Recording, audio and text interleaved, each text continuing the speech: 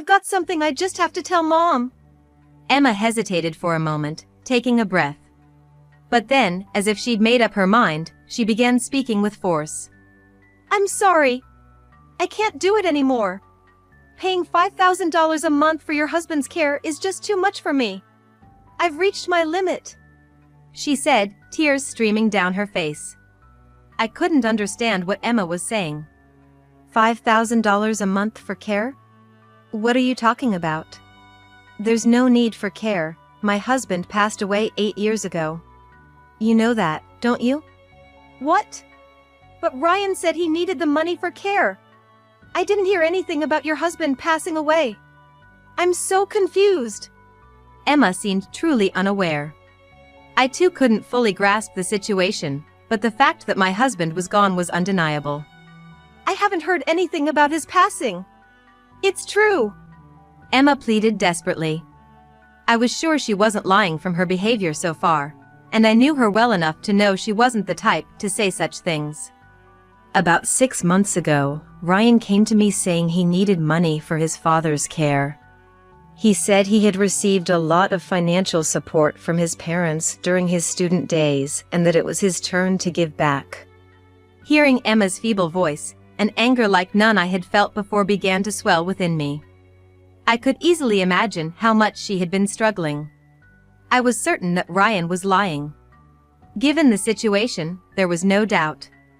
I could overlook some things, but not telling his wife about his father's death and extorting money from her was unforgivable. I had to make Ryan realize his wrongdoings. Otherwise, I couldn't face my husband in heaven. With that determination, I approached Emma with a plan. Listen, let's gather evidence of Ryan's misdeeds together. We'll collect everything so he can't make any excuses, and then we'll confront him about it. My name is Sally. After graduating from nursing school, I started working at a public hospital in the city. The job was tough, but it's there that I met my husband. Initially, he came to the hospital as a patient. I was assigned as his nurse. As I nursed him, he would often talk to me. I was somewhat interested in him, so I engaged in these conversations. These chats during my tough job were a great source of enjoyment for me. And when he was finally discharged, he gave me his contact information. If you want, please get in touch. I didn't hesitate and contacted him right away. We then started dating officially. I later learned that he had fallen for me at first sight and was trying his hardest to get my attention. I found this incredibly endearing. Our relationship continued without any major fights. He was a very gentle person. And so, I married him. Our relationship remained good after marriage, and a few years later, our son Ryan was born. From that time, my husband's work became busier, and he was home less often. When the family was together, we would happily go out for meals or travel. A few more years passed, and Ryan went to college. The college was quite far, only reachable by plane. I felt anxious sending my son so far away, but reminded myself it was for his future. Ryan would come home during long vacations. He didn't seem much different, actually seemed brighter, so I felt reassured. But being a science major, his education was quite expensive. Ryan often asked me for money. Mom, I'm sorry, but I'm short this month. I need more money. Didn't I just send you some? What are you spending all this money on? It's for college stuff. All the books they ask us to buy are specialized and really expensive. And then there's equipment for research, materials, and so on. Ryan pleaded desperately. There's also living expenses. It's really tough, you know. I'm working a part-time job, but it's still not enough, he said in a near-crying voice. Hearing his voice made my heart tighten. I imagined how lonely Ryan must feel, living far from home. Our own life wasn't easy, but I thought I must help him no matter what. Okay, I'll send it within the week, don't worry. Thanks, Mom. Ryan sounded so happy when he heard my response. Just hearing that made me feel inexplicably happy. This continued until Ryan graduated from college. After graduation, he successfully got a job in a company in a city. I would have preferred him to come back home, but it couldn't be helped. The college was a distance that required a plane ride, but now it's reachable by train. It's closer, so that's good. But Ryan seems busier with work and hardly comes home anymore. Hey, Ryan. When are you coming home next? Let me know when you decide. Sorry, Mom. Work's so busy, I don't think I can make it. It's almost like I don't have days off. I can get called in by my boss unexpectedly, so I can't really come home. I see. It's tough, but it's good to work hard. Just don't overdo it. If you're feeling overwhelmed, make sure to talk to me. Yeah, I got it. Thanks. Ryan said and quickly hung up. His somewhat indifferent attitude hurt me. But I convinced myself it was inevitable. Ryan's a grown man now, and I probably shouldn't meddle too much. Trying to suppress my loneliness, I told myself this and refrained from calling him. I didn't want to disturb his work. For a while, we didn't contact each other. However, one day, Ryan called out of the blue. Hey, Mom, it's been a while. Everything is good? I'm fine. What's up? Well, I'm getting married. What? What do you mean? I met someone and we just clicked. We've decided to get married. I've already met her parents. We'll be coming home soon to introduce her to you. Okay, I'll be waiting, I said, hanging up. Ryan was finally getting married. Just thinking about it made my heart race. What kind of woman is she? Will I get to see my grandchildren? All sorts of thoughts raced through my mind. I happily marked the calendar for their visit. And finally, the day arrived. Ryan's girlfriend, Emma, was a quiet, beautiful, and kind-hearted woman. I liked her right away. She seemed perfect for Ryan. There was no reason to oppose their marriage, and things moved quickly. Ryan and Emma got married without a hitch. After the wedding, when Ryan was home, Emma helped me with my work. She seemed to think highly of me, and there were no mother-in-law and daughter-in-law issues. But as time passed, Ryan became busier and had less time to visit home. The phone calls became rarer, and now there were none. I felt lonely, but I guess young people prefer spending time with each other. Out of consideration for Ryan and his wife, I decided not to call unless it was an emergency. After that, our communication was minimal. Except for a call on my birthday, there was no interaction for a long time. But a year later, I suddenly received a call from Emma. Hello, Sally. It's been a while, she said in a somber tone. I was concerned by her mood but didn't want to pry. Oh, Emma. Long time no see. Is Ryan doing well? Yes, he's fine. But there's something I have to tell you. What's the matter? Something happened? Emma hesitated for a moment. Then, as if making up her mind, began speaking forcefully. I'm sorry, I just can't do it anymore. Paying $5,000 a month for your husband's care is too much for me. I've reached my limit, she said, crying. I couldn't understand what Emma was saying. $5,000 a month for care? What are you talking about? Don't joke with me. But there's no need for care. My husband passed away 8 years ago. You know that, don't you? What? But Ryan said he needed money for care. I didn't hear anything about your husband passing away. What's going on? I'm so confused. Emma seemed genuinely unaware. I too couldn't fully grasp the situation. But the fact that my husband was gone was undeniable. Listen, Emma. My husband passed away 8 years ago. His chronic illness worsened, and indeed, he had required care before that, I said, trying not to upset Emma. I told Ryan how hard it was to take care of my husband. But I never asked for money. I can't believe it. I haven't heard anything about his passing. It's true, Emma insisted desperately. I was sure she wasn't lying from her behavior so far. I knew her well enough to know she wasn't the type to say such things. I recounted the time of my husband's death in as much detail as possible to Emma. When my husband was critically ill and it became dangerous, I contacted Ryan. He came home then. Emma gasped on the other end of the phone. She apparently didn't know that either. But, Emma, you didn't come back. I heard you were busy with an overseas business trip and couldn't make it back, I said, feeling a pang in my heart. But at that time, I was too preoccupied with my husband to think about Emma. Overseas business trip? I work in an office. I've never been on a business trip abroad, not even once, Emma exclaimed, surprised. Why would Ryan say such a thing? Where did all the caregiving money I've been paying go?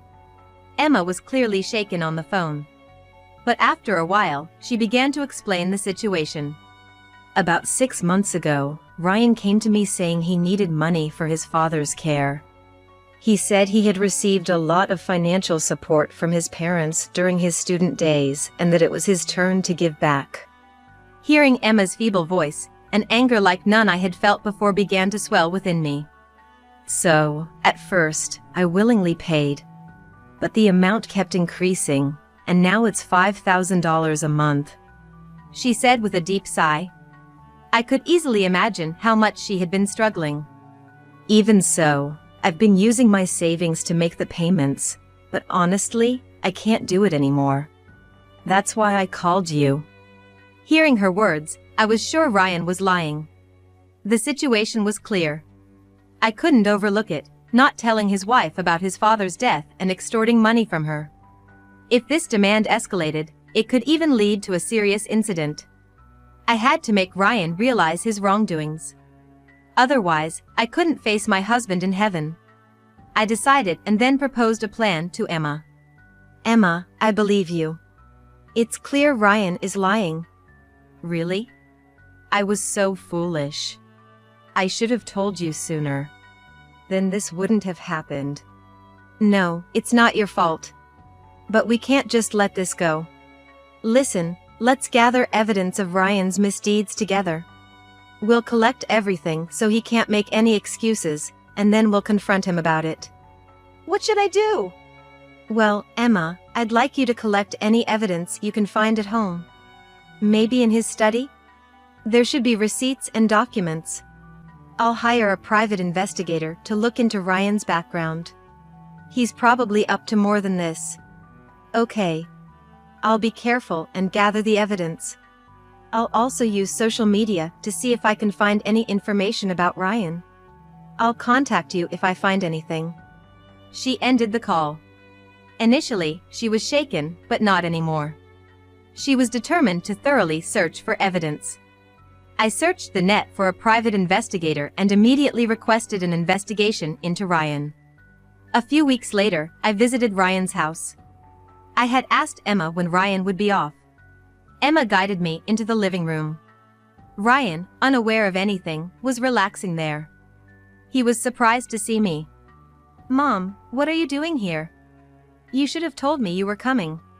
Sorry for not informing you. I just needed to talk to you about something. All right.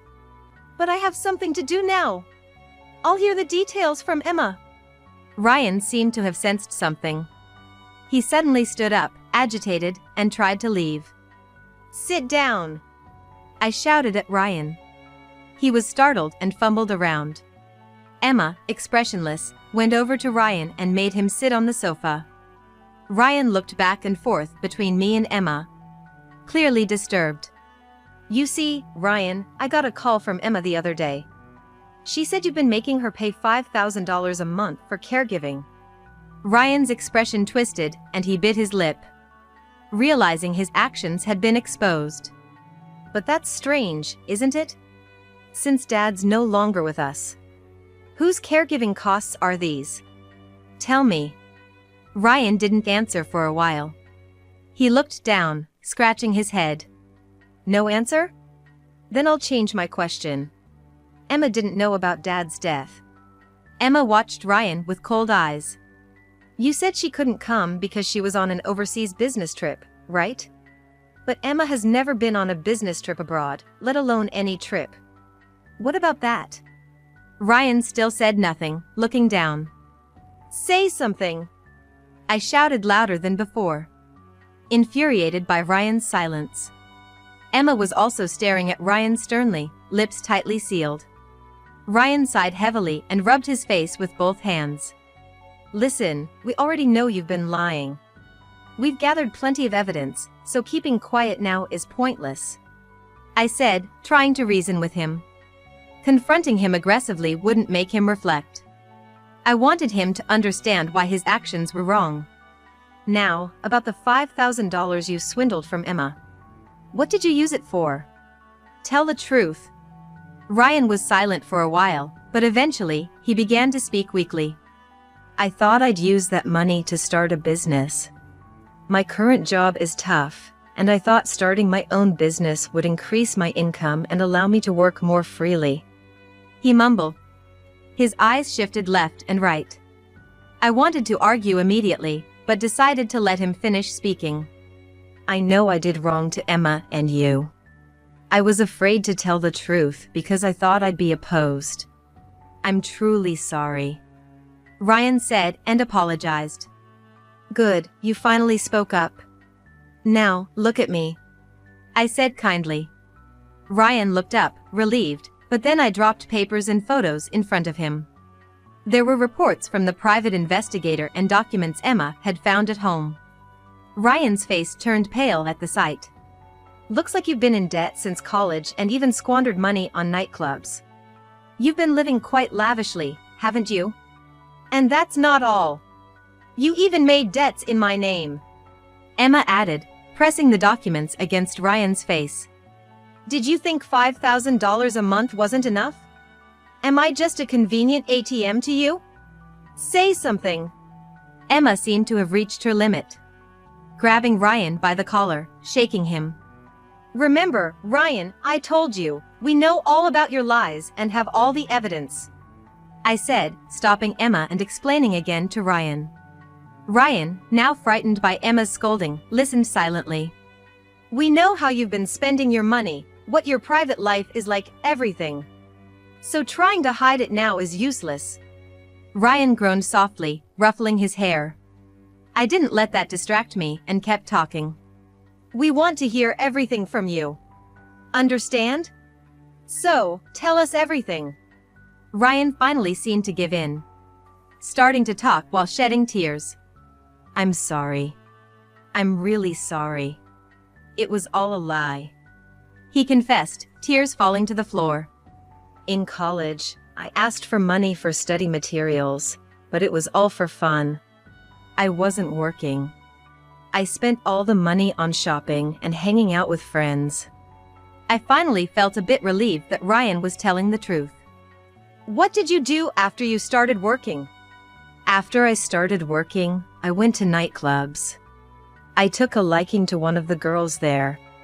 I had to pay a lot to get her attention, or she wouldn't even look my way. But you were clearly spending more than you were earning, right? How did you manage that? By the time I realized it, I couldn't borrow money under my own name anymore. But I had to pay off my debts. So I borrowed money using Emma's name. I secretly took her ID and processed it online. Emma seemed about to say something when she heard this, but I gestured to her to wait. I had decided to let Ryan confess everything first. I had no other choice. But that failed too, so I started swindling money from Emma under the guise of caregiving costs. I'm really sorry. Ryan then broke down, crying loudly like a child. But the ones who should be crying are Emma and I. I exchanged a look with Emma and sighed heavily. Ryan's pitiful state seemed to have dampened her spirit to reprimand him. After sobbing for a while, Ryan apologized again. I'm truly sorry. I deeply regret my actions. I won't do the same thing again. I swear it here. I'll definitely repay the money.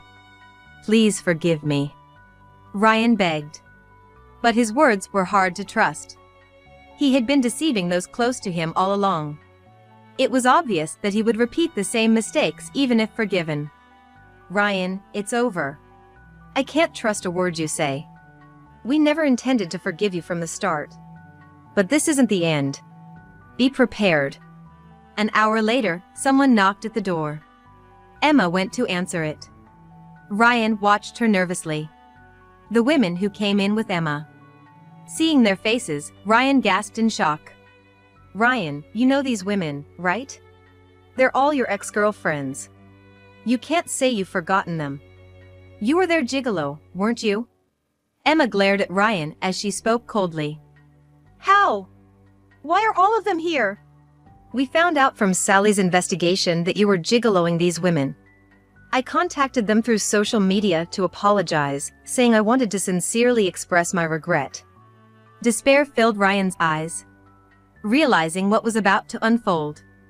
Then the word spread. Thanks to that, all your ex-girlfriends came to support me. Now, ladies, please speak your hearts out. Emma's words were the cue to start. His ex-girlfriends began exposing Ryan's misdeeds. Ryan, red-faced, endured the barrage silently. Listening to them, I felt ashamed. How did my son end up like this? Where did I go wrong in raising him? Hearing the revelations, I felt so embarrassed that I wished I could just disappear into a hole. After the revelations, Emma placed a divorce paper on the table. Ryan, I can no longer live with you. Please sign here and now. Also, write a pledge to pay alimony and repay the loans you took without my knowledge. No, wait.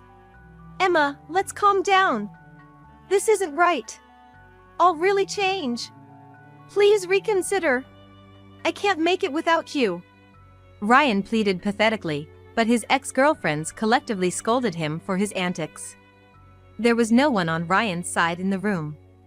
Eventually, Ryan reluctantly agreed to their divorce and wrote a pledge to comply with Emma's demands. After finishing, he turned to me, tears streaming, begging for help.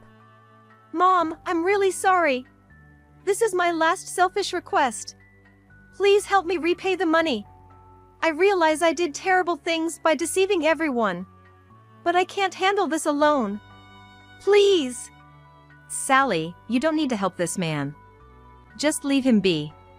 I stared deeply into Ryan's eyes, recalling all the memories we shared. The warmth of holding him for the first time, the happy days spent with him and my husband, the sadness of sending him off to college. All these memories felt like they happened just yesterday. No matter how bad he was, he's still my irreplaceable son. All right, Ryan.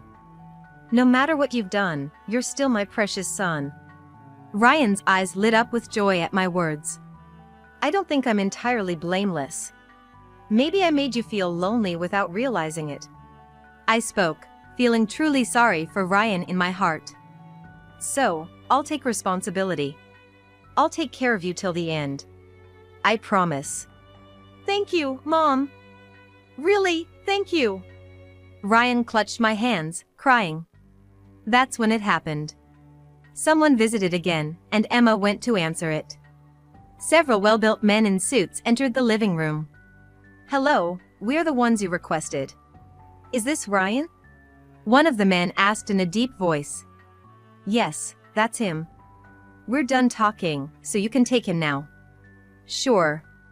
The men replied shortly and lifted Ryan by his arms. Caught off guard, Ryan screamed and struggled, but he was no match for their strength. Mom, what's going on? Who are these guys? Hey, stop! Let me go! I do want to help you get back on your feet, Ryan. But I'm too old to handle it. So I consulted with a private investigator, and they recommended a good rehabilitation facility. I explained, pausing as my heart ached. Tears welled up in Ryan's eyes as he looked at me. I steeled myself and continued. You will be straightening out your rotten ways there. This is the last kindness I can offer you. This can't be happening. You can't do this. Let me go. Please, Emma, someone, help me. Ryan pleaded desperately, but Emma and his ex-girlfriends didn't move. They just watched him coldly. Don't worry. It's not a dangerous place. You'll just have your daily life and work managed while living there. If you're truly sorry, you'll listen, right? No, I don't want this. I swear. I'll really change, so please help me. Despite his struggles, Ryan was taken away. Only then did I allow myself to cry. I never wanted to do this. But the problem was too big. If I didn't act, Ryan would continue to bring misery to himself and others. I'm sorry, Ryan. I apologized from the bottom of my heart. Emma came over and comforted me. Her eyes were also filled with tears. With Ryan in the facility, all the problems were temporarily resolved. The debts he created were his to repay. He's been making monthly payments into Emma's account without fail. The amount was too large for a lump sum payment, so it will take a long time to settle. But it's a consequence of his own actions. The staff from the facility occasionally update me on Ryan. At first, he tried to escape whenever he had the chance. However, after being earnestly educated by the staff, he's now quietly living his daily life. I hope he truly reforms from the heart. Since then, Emma has been living alone.